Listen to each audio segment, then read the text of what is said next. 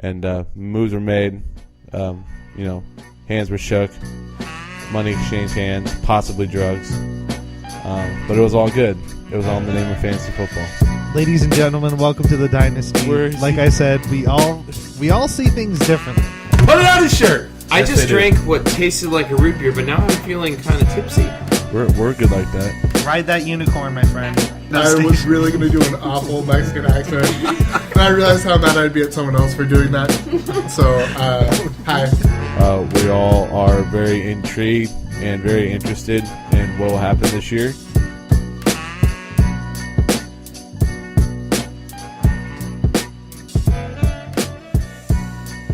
Tuesday evening, I guess Tuesday night, 9:07 in the PM. I am Peter Livingston. This is the Dynasty podcast, a seasonal fantasy football podcast. I'm joined today by two presidents. Two people that you should, if you listened before, you know these two gentlemen fairly well. They've been frequenters on this podcast the past few seasons since we started doing it. I am talking about Joe and Robin. Joe of not Nimbly Bimbly anymore. Joe of Team and Robin of Fart Apocalypse. Say hello, gentlemen. Hey, what's up? Hey. I think one more win and Team will have a new name. Okay. I don't know what that is yet, but that's kind of the goal I've given myself to redeem my world of non-teamness. Yeah, I was surprised that you changed Nimbly Bimbly. It had been your namesake for so long. I really wasn't happy with the Nimbly Bimbly? With the pre-draft antics. But now the world is righting itself. And I feel much better. We got a lot of things we're going to be talking about. We just finished up week 2. Got a lot of matchups that we're going to be going over. Going over the rankings, news and notes. And some of the first things that we will be talking about are injuries. Because holy injuries, Batman. This was a crazy, crazy, crazy week for injuries. Especially at the tight end and running back position. Where we had everybody's healthy. A plethora. A plethora of injuries. Some more serious than others. But greatly, greatly affecting our league. And we'll go ahead and we'll start off with some of the bigger ones. We'll start with Robin's team, I guess. You have Fat Rob Kelly, who has, I don't think it's a serious injury, but he is projected to be out a few weeks. There's a bunch of people that have like soft tissue injuries, and I think Rob Kelly is one of them. Robin, your thoughts on the Rob Kelly injury? I'm thankful I don't have to rely on him to start. He also was looking pretty damn good from what I saw prior to that injury. So I mean, for Fat Rob Kelly. Oh, I mean, he was against a Rams defense that to that point was, fairly vaunted. I'd say he did a pretty good job with 80 yards in half a game's work, and was doing pretty well. And P. Ryan did not look good at all. So I'd say, overall, Rob Kelly, I really was hoping to see something, and whether I should drop him or do something with him or keep him, but I think that was enough to say, and then it's just a cartilage injury. It's not a fractured rib. Right. So I think that maybe he doesn't play this week. Maybe he does, but I still think that P. Ryan and the others didn't do anything to separate themselves.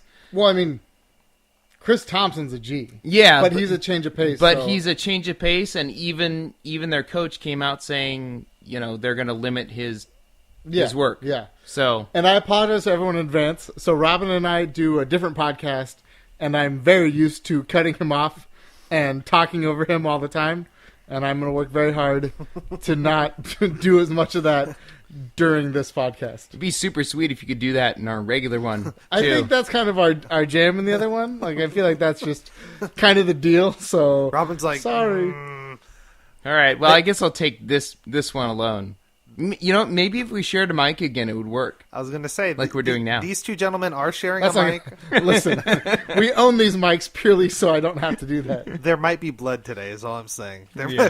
Things might get heated. There may be blood fighting over the mic. In that case, I will surrender my mic to one of them to save. No, we're fine. Lots of blood. We'll do like it grinds our gears That's where right. we'll take the mics over and just talk over each other. You need to refresh this, by the way. This Is it old? is old because it says You're right. I'm in 5th place. I'm in 4th place. I'm sorry. There you go. Thank you. Better now? It is. Going on to some other interesting news that came out. Jordy Nelson with I guess we don't quite know what, but it obviously doesn't seem like it's serious enough. He's fine. Where he would miss significant His dick fell time. off. But Joe But he reattached it. He's fine. playing the positive game. I like it. I respect it. I own Jordy, so I have to. Yeah. And then Tyler Eifert just had He's probably about to die. He's probably done for the season. Listen, I'll be positive all day with Jordy, but Eifert hurt a pinky toe, and he's probably gone forever for me. Yeah, same knee and back stuff acting up with him. And then when you look onto some of the other major injuries, we have, of course, Jordan Howard has a AC sprain and a broken toe. Or is that Jordan Reed? Sorry, Jordan Reed. Sorry. But that's Wrong like Jordan Reed. That's like a normal day for Jordan Reed. Right. It's like, so I'm going to play. Right? It was like Jordan Reed's got a broken toe. Only one injury? Yeah. That's fantastic. But I think the one thing was that, Jordan Howard, they're gonna rest him, and the big waiver wire claim last week was Cohen, and I think you can't be too thrilled with the performance that he gave as the workhorse back. Nope.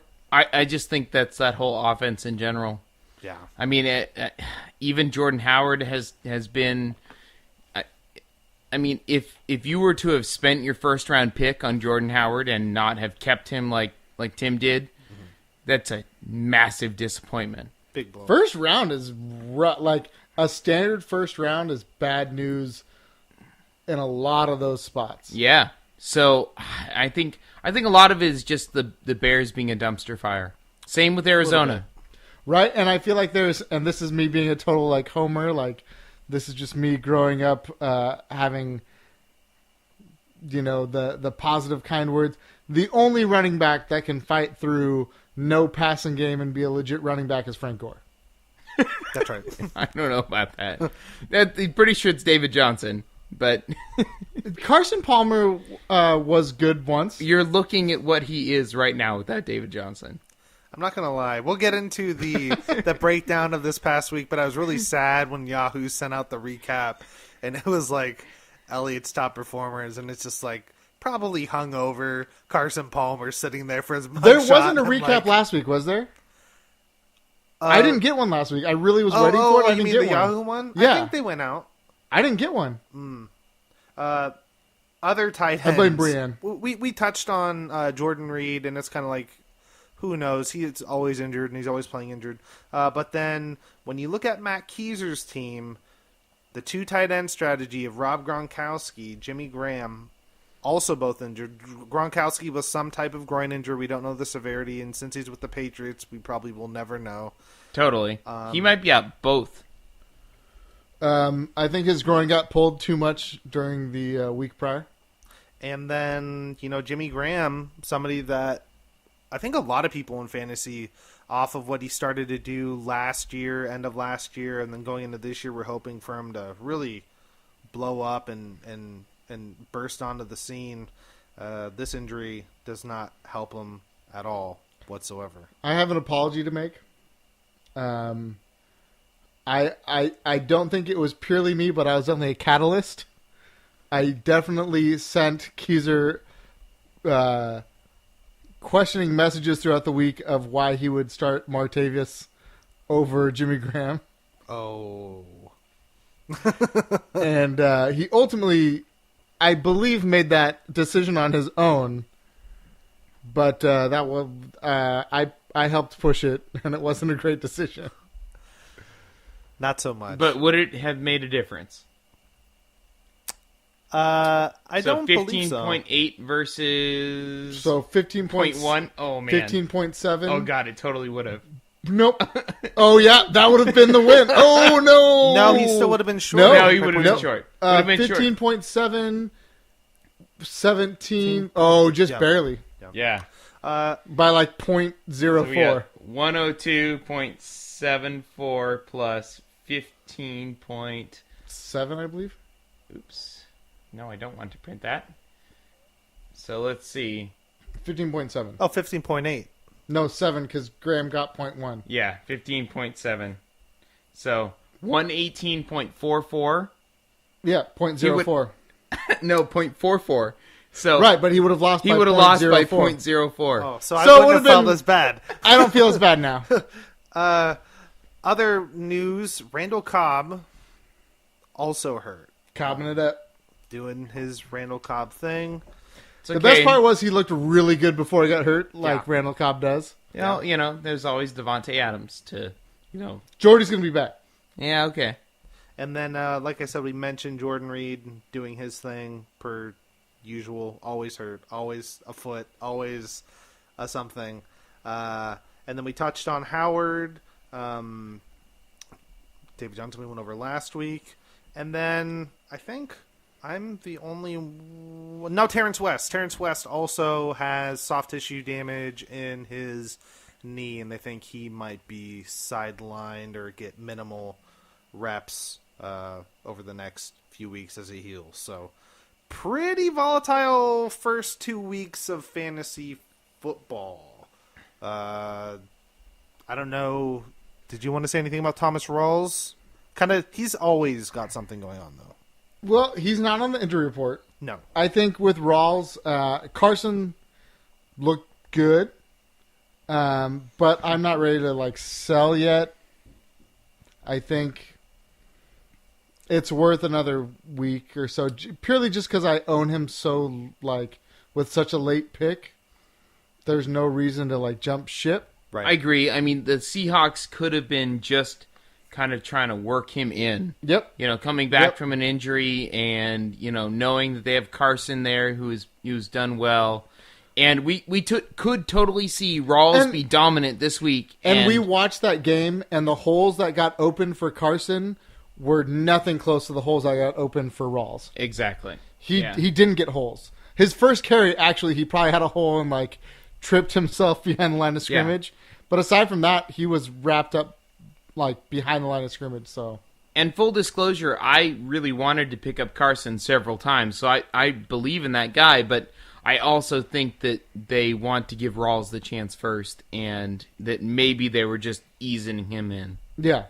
So, I mean, I'm not starting him anytime soon, but I'm totally willing to continue to roster him. All right, well, let's go ahead and let's jump into week 2 of the Dynasty. And let's start with the one on top. Let's go ahead and do Fart Apocalypse against Baked Brie. It was the 1-0 Fart Apocalypse against the 0-1 Baked Brie. Robin against Brian. The original projection was 117-98. Final score, it was a close one. A little surprised about this. 143. Is she still trying? Yes. To 70. 143 to 70. So, Robin, since this was your game, what did you find interesting? Hareem cunt. Well, I mean, first of all, my Kareem Hunt boner continues. I honestly feel like I got last year's Zeke Elliott in the 3rd round so far. You might need to see a doctor because it's lasted longer than 4 hours. It's just going real well. You're going on 2 weeks. Robin's smashing in the door frame. It's still not going away. Pretty much. At work. And then Stop it. I stuck with my gut, and honestly, the thing I'm most proud of is that I started Hunter Henry despite getting 0 points and 0 targets in the previous week.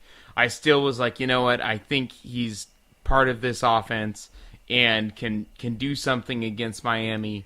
And started him, even though I picked up Clay, who only had 23 yards, and Henry got 80 yards on 7 receptions or something like that. So that's the part I was probably over everything that happened here. seeing that was like, oh, thank God I don't have to. Do you have a player that's not performing so far this year? I mean, Sammy Watkins hasn't really done anything. Which we have in a different league. And and Rob I'm Kelly sad about. has his first week was very disappointing. His second week was injury shortened, so that's not great. I also have the Baltimore defense, which has scored like 40 points so far. I said disappointed, not more bonus. So, oh, got it. Oh, right. I mean, Derek Carr has only scored this is the first time. All right, let's go to the next game. Have I told you about CJ Anderson yet? Oh, Have I it's told you about great. How about CJ Anderson? But yeah, all in all, when it's 140-70, Brienne didn't have much going anywhere. Matt Bryant was her high scorer, had 14 points. She left Chris Hogan on the bench, and Carson Wentz also. But you know what? If you would ask me, Still doesn't matter. She lost by 70 points. I would have started Jameis Winston over Carson Wentz, so I feel like that's kind of a. But starting Moncrief over Hogan, I feel like Starting Moncrief. Yes, Yeah, exactly. You're right. Over Exactly. Anybody anyone. in Indy that should be catching passes from Andrew Luck, that doesn't. Without have Andrew Luck, no Not a bueno. good Could start. be bad. But yeah, Robin moves to 2-0. Bran falls to 0-2. We'll go over the division standings after we break through the rest of the games. Let's go ahead. Should we skip this one? Should we finish Well, with this one? we'll stay within the division. Let's go and do Joe's game. We had the Belching Beavers, not Beavers.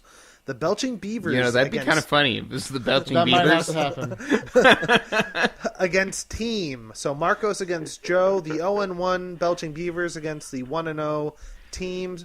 The original projection was 112 to 109 in favor of Marcos. Listen, But hey, it's let's fantasy take football, let's baby. take a break. It's fantasy football, baby. Marcos has the worst fantasy football luck that exists. I agree. This is bad. Final score being... It's being blocked right now. Oops.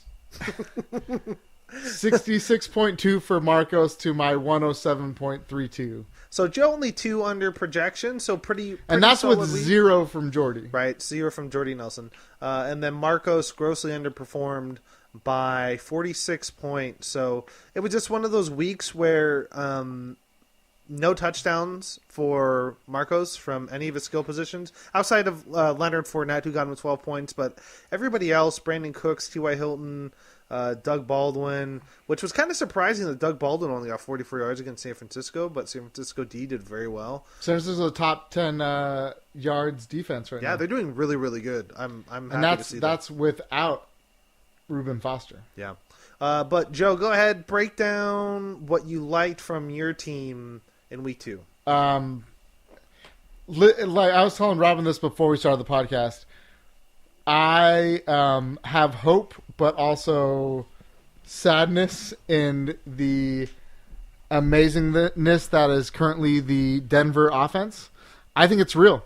I think it's. You believe in Simeon? I do. He's played 2 great games. CJ's doing work, which opens that up, but he's throwing good passes. To see Sanders do Sanders things, which even last year he was a 1,000-yard receiver, super under the radar. I think he was like 1,005. He was a top 20 wide receiver last year, but it was under the radar. There were some misses in week 1. I think Sanders will continue to be a very serviceable wide receiver too, at least.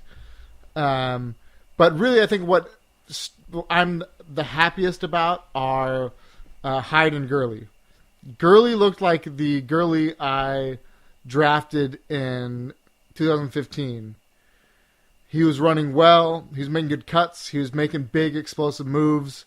Catching a few passes, too. Catching lots of passes, but making moves, getting past the line of scrimmage. And I feel like last year he was still serviceable. I got points out of him, but it was because he would get like 40 yards and a touchdown instead of breaking big things. And for Hyde to get me 14-3 without a touchdown against Seattle. At Seattle. I I feel pretty good. Yeah, and that came a big chunk of that. He got a 61. yard, 61 yard run. Well, and then he had another 30. Yeah. But those were holes opened up, and that's what he needs. Right. So that means the offensive line is performing. If that passing offense can actually do anything, that's just going to open it up more. I'm excited about him. I'm excited about Gurley. I feel a lot better about my team than I did at the start of the season. How are you feeling with the New York Giants, football Giants offense, and the struggles of Odell Beckham so far? I don't think it's struggles. I think he was on a very limited pitch count, and he looked good in his receptions. He had one drop, which is kind of goofy, but he looked like Odell in his receptions. He's probably only at 80%, and I don't think there was any setbacks. I feel great about Odell. I mean, listen, there's nobody that's going to sit here and tell you they're worried about him getting points when he's right. Yeah. So I'm not worried about it. It's more like stuff on my bench that I'm figuring out if I need to move things. Eifert is probably Eifert and Nelson, but I feel like if Bradford plays, I feel fine with Diggs in and Sanders and Odell. If Nelson has to sit, and if he doesn't, I'm even more pumped. But Eifert is probably just because of injuries we kind of talked about, and we can talk about Olsen in a second for Marcos. It's getting more and more limited with injuries, and tight end is the ultimate fantasy football value over replacement. It's super hard to find value. The tiers of elite to garbage are very small. So Eifert, I'm worried about with all of his, just like Jordan Reed and right. Oh yeah, he's injured. Yeah, he's always injured. That's kind of the Eifert thing too. But Eifert's not getting the touchdowns that are Eifert. So I'm hoping quarterback coach, whatever guy in Cincy likes tight ends. Yeah, they're going through a lot of different changes right now. Survives. And then I totally forgot to touch on the injuries that happened with Marcos. Speaking of bad luck, DeMarco Murray, not a serious foot injury, but dealing with some foot issues right now. They're going to try and rest him up a little bit. And then, of course, Greg Olsen breaking his foot, going to be out for about 6 weeks, I think, 6 to 8 weeks. At least. I mean this he got put on IR, so he has to be at least 8. Yeah. So this is the injury that ended Sammy Watkins' season last year. Right. I mean, it's a major one. Yeah. Listen, as one of the only owners of Olsen until this year, 8 weeks he'll be back, and he'll still get his 1,000 yards. No. That's not gonna happen. But if he does, he should be claimed right now. What really happened was Olsen got upset that I didn't own him. He faked the foot injury. It's broken. And he was like, "Get out of here."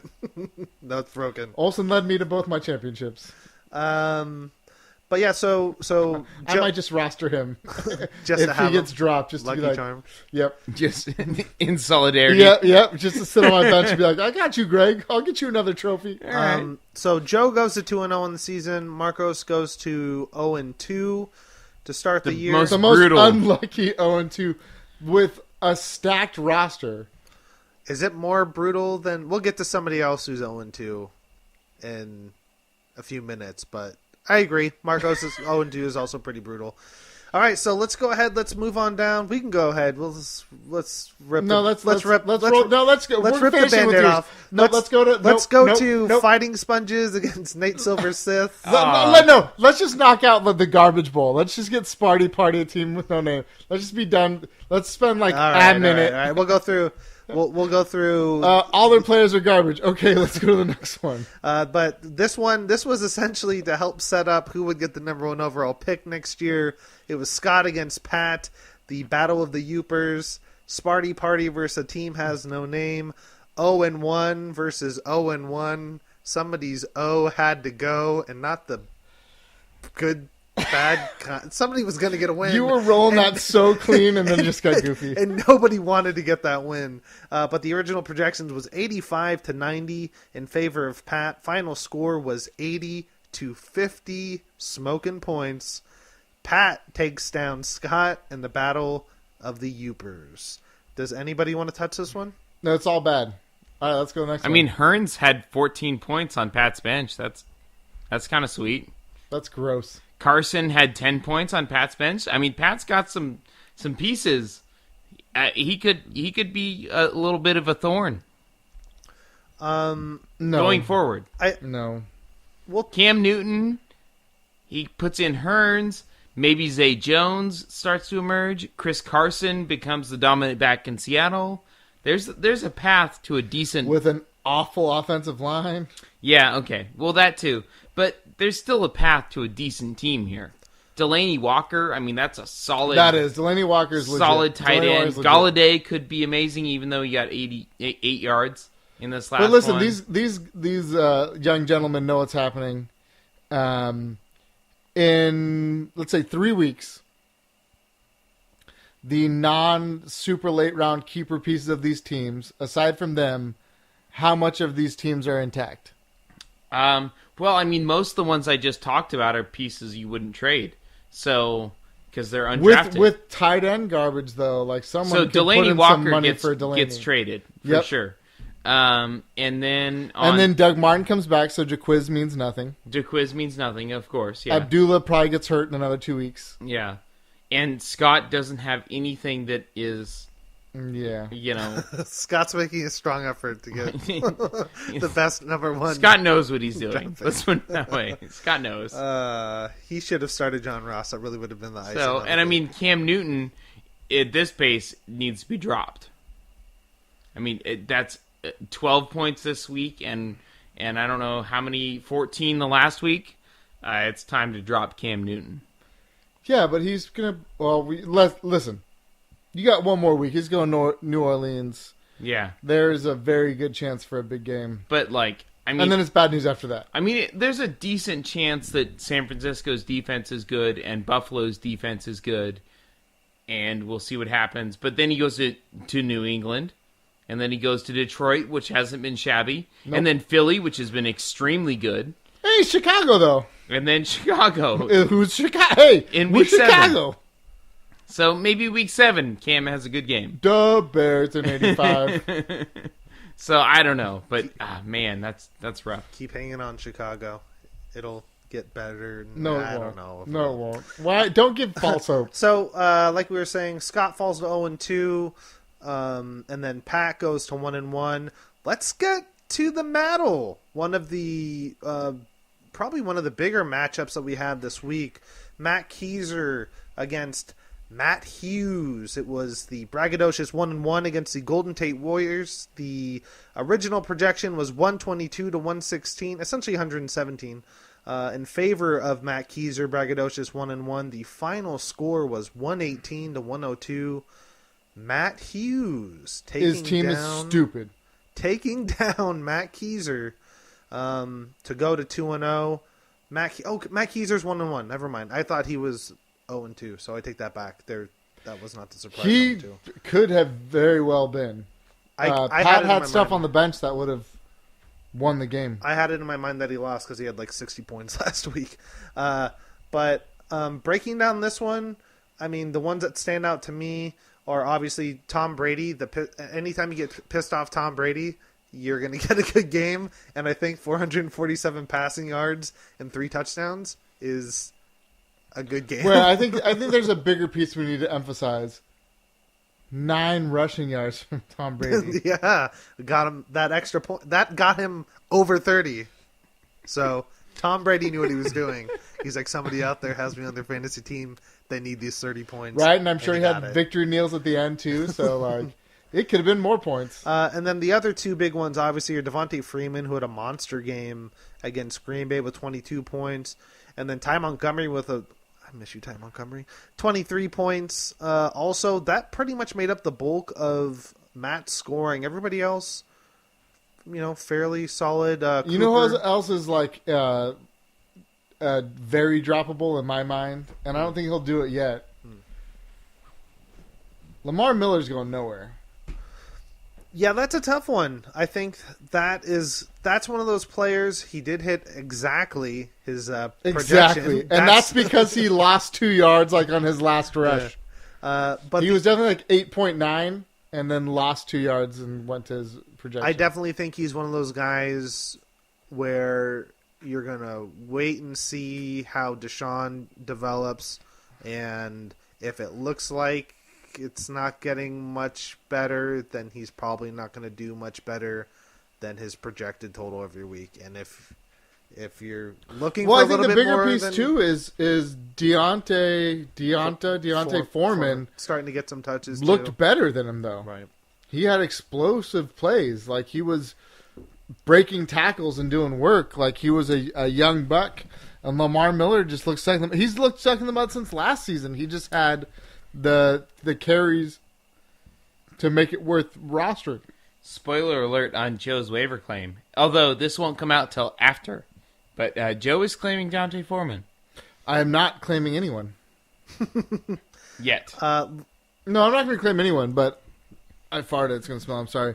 I will very likely, because I do this all the time, especially because I'm drinking, I will most likely wake up around 1 or 2 in the morning, and I will see what is there, and then I will swoop.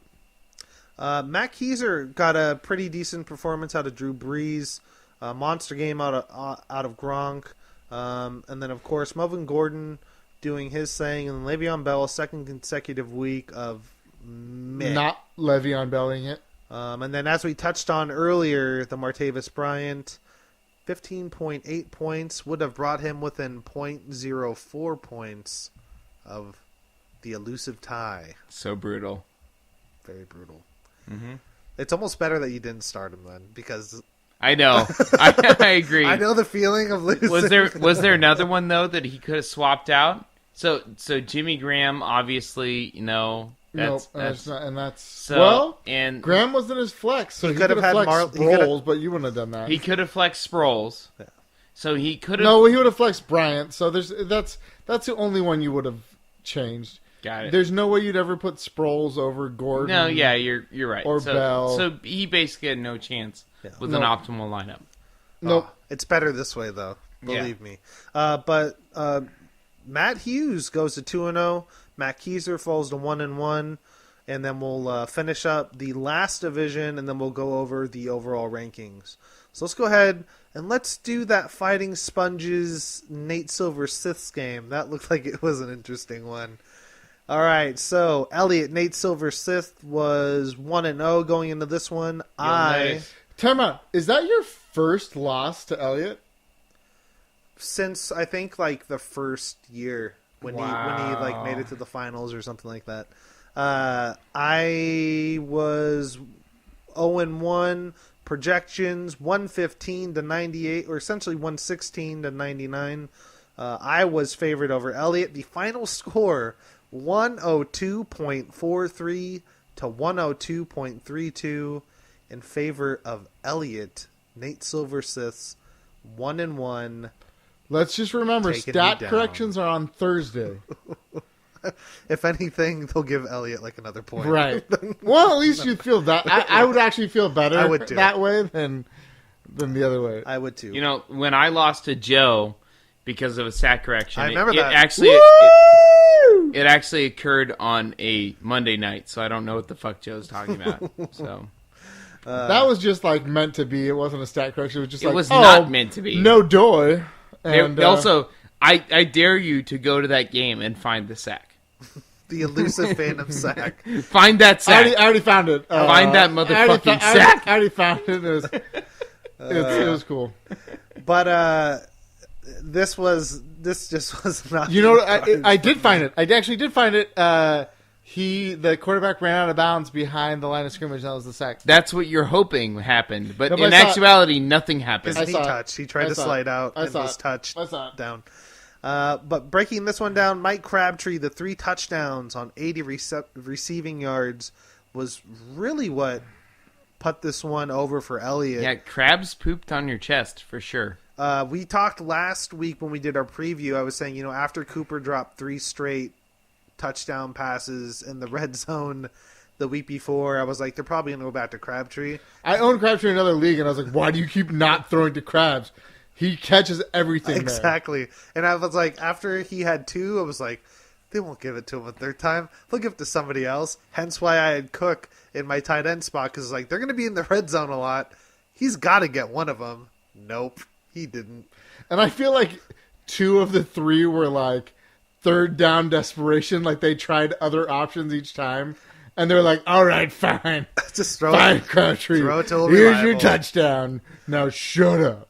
But then that was big, and then also picking up the Tampa Bay defense against Chicago, 19 points was also very, very huge. And I just fell a little bit short, and it hurt.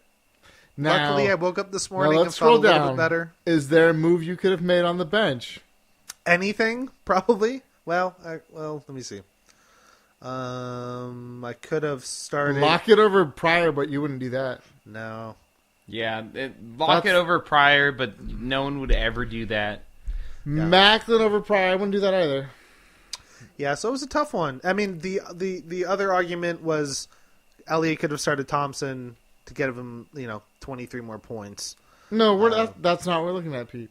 I know. Now, I could have seen the possibility of him starting Los Angeles defense over Tampa Bay. Yeah, but he obviously saw something there that he didn't like and thought that he would hang on to him for other weeks. Listen. Elliot, I love you. He doesn't know what he's doing. He's got baby brain. He's just throwing darts at a roster. But yeah, this was a tough one. This was tough for me. I was very upset for 2 days. You Sunday, were? Monday. Right now. No, I'm Currently. Maybe I'm tomorrow. Better now, but this is one of those ones. Like I said before, like I would just rather get curb stomped early in the day and know I have no chance in hell and just enjoy my Sunday. But when you're sitting there watching Aaron Rodgers with the ball in his hands on that final drive and you're like, run for 2 yards, throw anything for just garbage, and he just threw something behind the line of scrimmage and fell down. And I was just like, wow. A lot of plays that a couple potential touchdowns and some other big plays that got called back on them running those pick plays on Monday night. That Now, if I can play devil's advocate on your team, Terrell Pryor is going to be better. Mike Evans looked great, and Alshon Jeffrey looked Let's great. scroll down one more time. But your running backs, that's going to be a problem. yeah, the whole Adrian Peterson experiment needs to leave New Orleans. Dude. No, the whole New Fucking Orleans Sean Payton needs to not be like you need not New Orleans running backs. I'm okay with like having him, but the fact that when you have Adrian Peterson there taking like 10, 11 touches away and he's not doing anything, like it makes them absolutely horrible. Like, and then the fact that you have him like yelling at Sean Payton on the sideline, like threatening to whip him with the stitch or switch, like he didn't really say that, but he's probably thinking that. I mean, he probably he he might have said that. But it's just like, yeah, the right now the New Orleans situation is really, really bad, and I'm just hoping like they'll cut him, they'll trade, like do something, just get him out of there. Can you imagine how amazing Ingram could be if New Orleans just said, "Hey, he's our running back. We're going to give him nice. the ball." It'd be nice. Yeah, He's, but you know he what? is easily the best running back by a lot on that roster. Joe's shaking his head. He has no idea what he's Well, talking it's the same about. thing. I don't believe so. I don't. By what? Kamara's You could have made good. the argument that Kamara's What have you better. seen of this guy? You've seen one game. Did you see Kamara week 1? He was legit. There's a reason they drafted him. He looks good, and he has all the pieces. I could see them getting rid of Peterson. And luckily, Pete owns both of them, so it doesn't matter. I could see him taking the lead role by the end of the season. If it was just between the two of them, I would not be blown away. The other I don't think that you actually watched the both of them, because like I watched those games too, but I only watched the first week, but he looked really good. yeah, but 4.45 points. Like, what part of that made you think that was good compared to what Ingram can do? It was how he got those 4.4. Exactly. Yeah. He looked good. How? What And listen, part of we that? all know Sean Payton hates Ingram. Well, I agree on that. But And, like, I'm pretty positive Ingram slept with his wife, and I believe Kamara slapped him with a glove and said, "I challenge you to a duel. That is right. not okay." In my coach's honor. In my coach's honor, this is what I shall do. Yeah, the other frustrating running back. And then Adrian was like, "Hey, you got any kids I can hit?" you. But then the whole it Matt, was more like, I'm going to hit your kids. Yeah. the whole Matt Forte, What are you gonna do? Bilal Powell. Like, it's so obvious Bilal? that New York is just trying to tank the year, and they're like, we have this older running back. We're going to just run him into the ground until he's of no more use for us, and then we'll throw Bilal Powell back out there. Who's also an older running back that we want to destroy.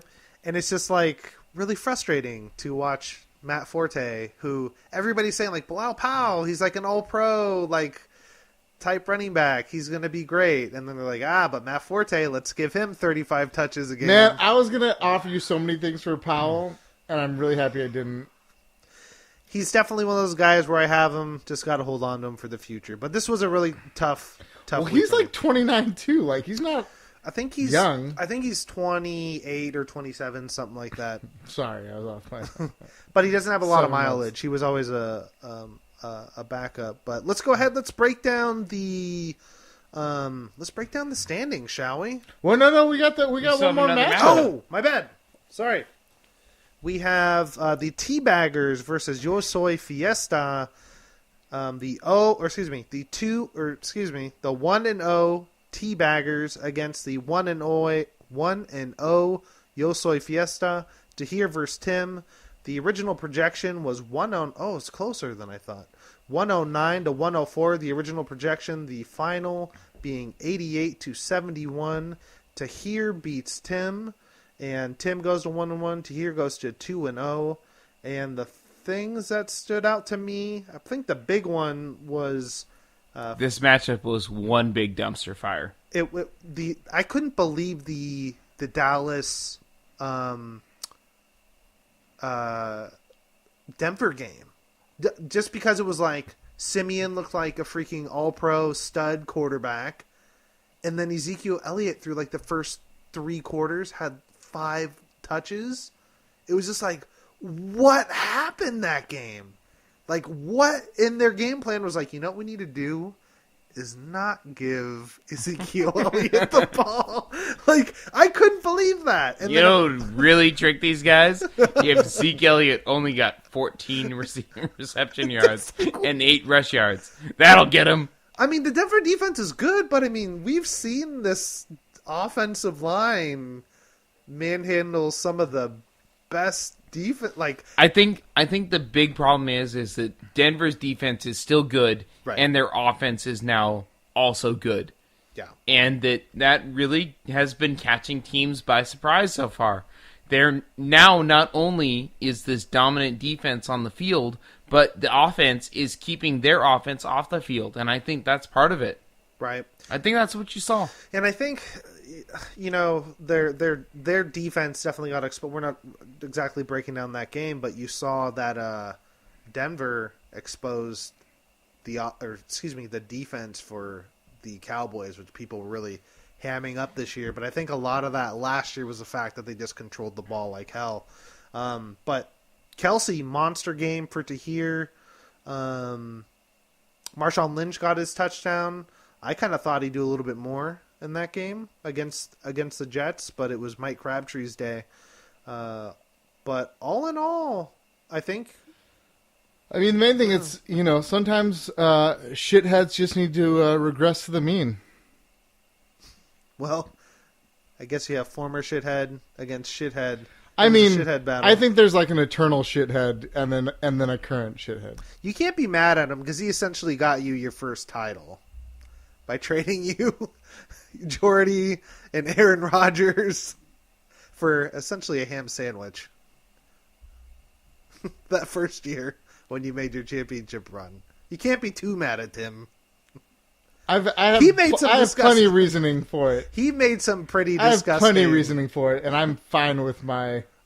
I went back, and because you brought up Roto again, and I was like, well, I wonder what's going on these years. And I looked at the transactions of the year 2, and I was like, thank you, Tim. You essentially gave Joe his freaking first of back-to-back championships. So thank you for that, Tim. I mean, you can say that, but really, Odell gave me that one. I know.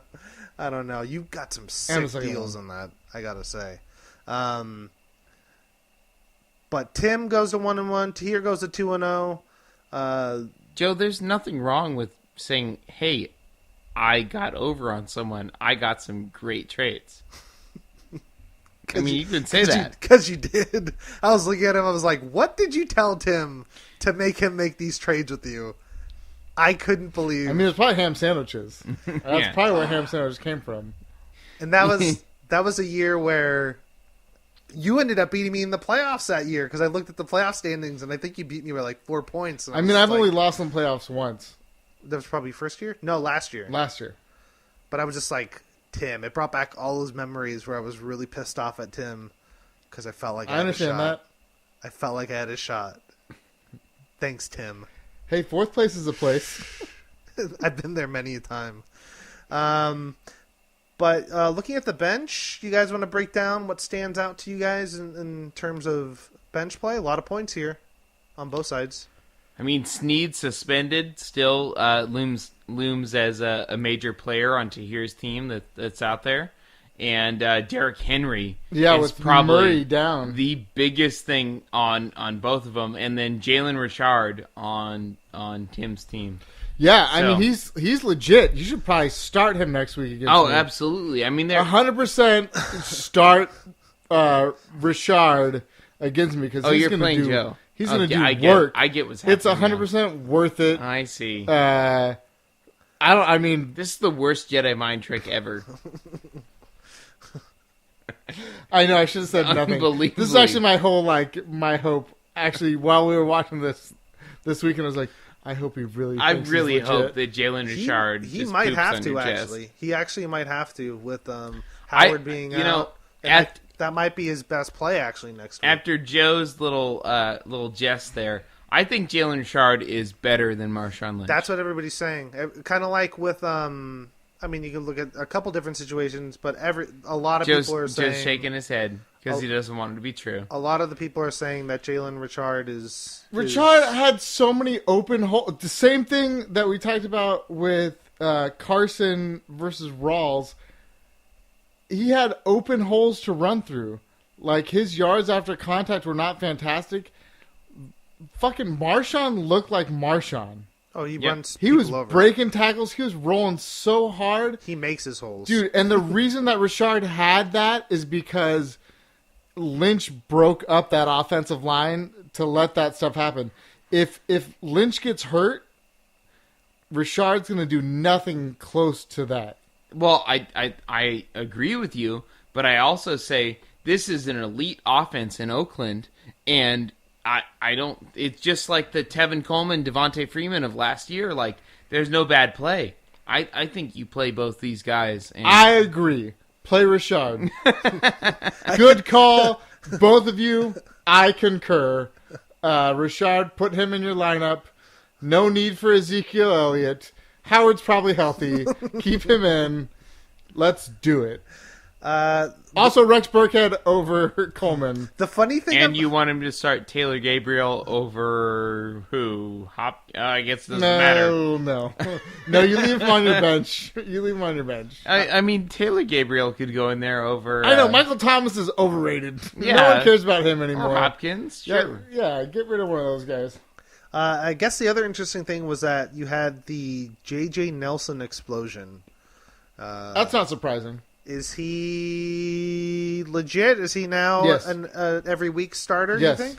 I agree. If John Brown is out, yes. And even when John Brown gets out, unless he proves otherwise, yes. Okay. I mean, why would you? John Brown obviously has the sickle cell trait, Right. So he is going So to does be Tevin injured Coleman. a lot. Just So, saying. well, yeah, but I just want to say it has nothing to do with anything. I just knowledge. so Ty Montgomery has it too. Ooh. Let's go ahead and go to the standings. Let's go ahead and let's break this league down after week 2.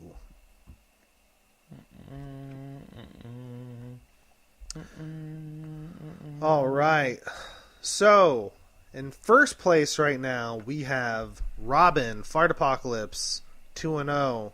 Looking good so far. The second place team, surprise, surprise, everybody. Matty Hughes at 2-0, 236 points, 31 points behind our leader right now. Robin, most points for third in points against. Third lowest points against. yeah. Also, most points scored. I said that first. That's No. the first thing I said. In third The place, very first thing I said. In third place, to hear the Teabaggers, 2-0, 204 points, puts him 63 points behind Robin, our leader. Fourth place team is Joe, also at 2-0, 193 points. The number 5 team, our commissioner, Nate Silver Sith, 1-1, 176. How'd you let him be in fifth, Pete? I'm a talented individual. I will say that. The number 6 team, Tim Yo Soy Fiesta, also at 1-1 at 175 points, only one behind the commish. And then the number 8 team, a team has no name, Pat, 1-1 record, 142 points. Followed by myself, 0-2, 192 points. And then the number 10 team, Marcos, also at 0-2, 150 points. Followed by Baked Brie, 0-2, 142 points. And then the last place team, holding down the 12 spot like a G. We're looking at Mr. Michigan, Mr. Party Man, Scott of Sparty Party, 0-2, with a whopping 110 points, averaging 55 points a week. That's our breakdown. And man, Hey, but that guy's winning at life. he's doing lots of things. He really is. College things. I won't go into details, but he's doing college things. What you would He's expect just winning at life. It's college fine. people to do. He's definitely doing them. He's doing. I will say, how are we doing on time?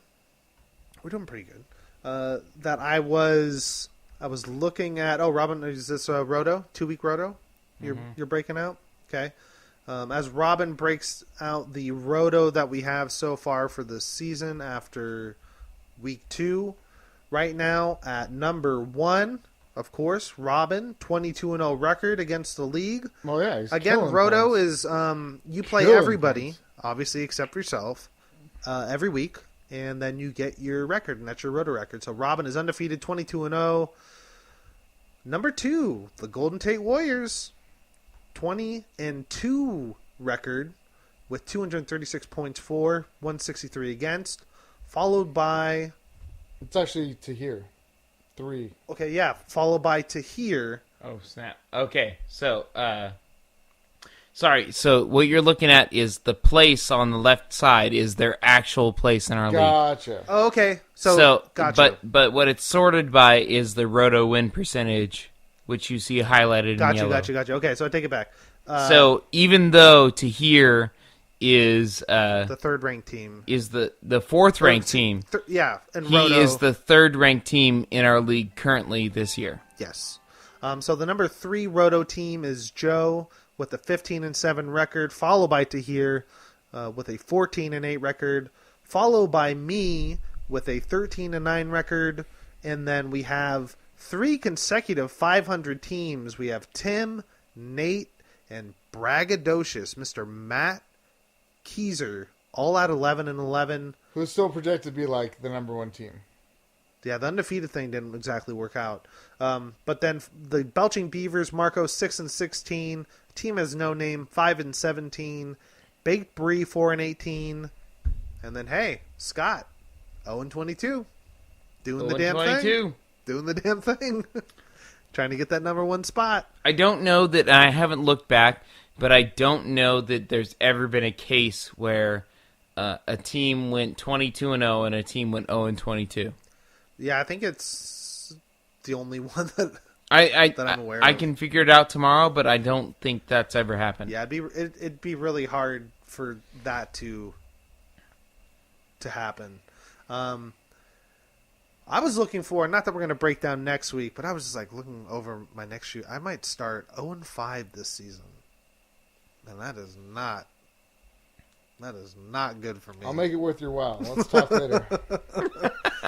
I was looking at my schedule. I was reflecting as I was driving home, about what could have been. We got week 3 coming up. All right, let's look at Pedro's schedule. Can't you just do schedule? And Yeah, then... I can. Yeah, sorry. I can. I like this better, though, because we can look at everyone's schedule. Though. All right, let's look at Pedro. All right, so Pedro has already lost to Zahir. Just lost to Nate Silver Sith. He then faces in week 3 braggadocious 1+1. Pissed off Matt Keyser. No, yeah, you're gonna go 5. I'm already looking at Pissed it. off for greatness, Matt Keyser.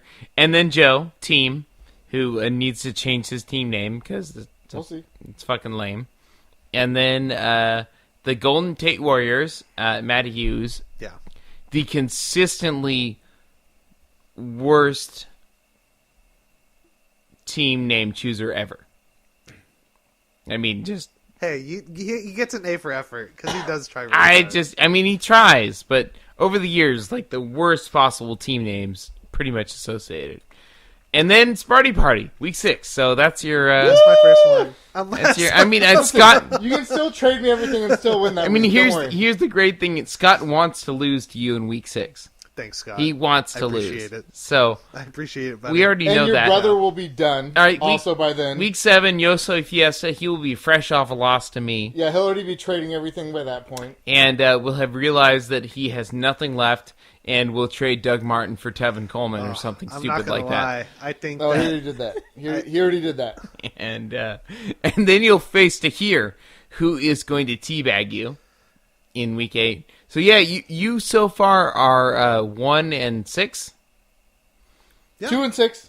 2-6. I mean, no, go down. Wait, go down one wait, more. he won Sparty Party. 2-7. Sorry, go down. Yeah, no, he won Sparty Party, so he's 1-5 there, and then all of a sudden he's 1-6, and then the teabaggers teabag him, and he's 1-7. And then Pat. And then Pat, he's going to win that because Pat also wants to lose, so he's 2-7. 2-8. Brienne, there's you're just right, no possible way, so he's 3-7. Belching Beavers is going to get a vengeance game here, and it'll all of a sudden be 3-8. Yep. Right?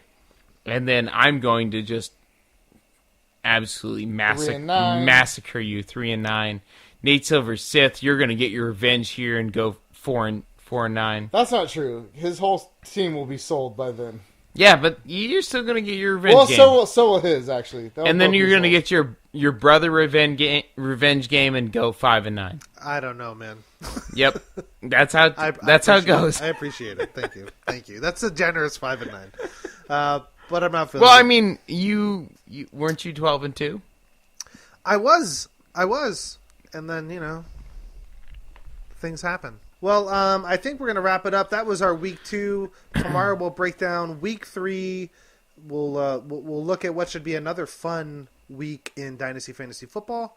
And thank you guys so much for listening. Check out Joe and Robin's podcast, the Disc Golf Podcast, throwstuffatstuff.com, and they're everywhere on social media. We are Disc Golf Podcast, throwstuff.com. Yeah. You'll find us. All right. Hit me up on Twitter at Peter Livingston, ffdynastypodcast @gmail.com. Thank you guys so much for listening, and have a good Wednesday.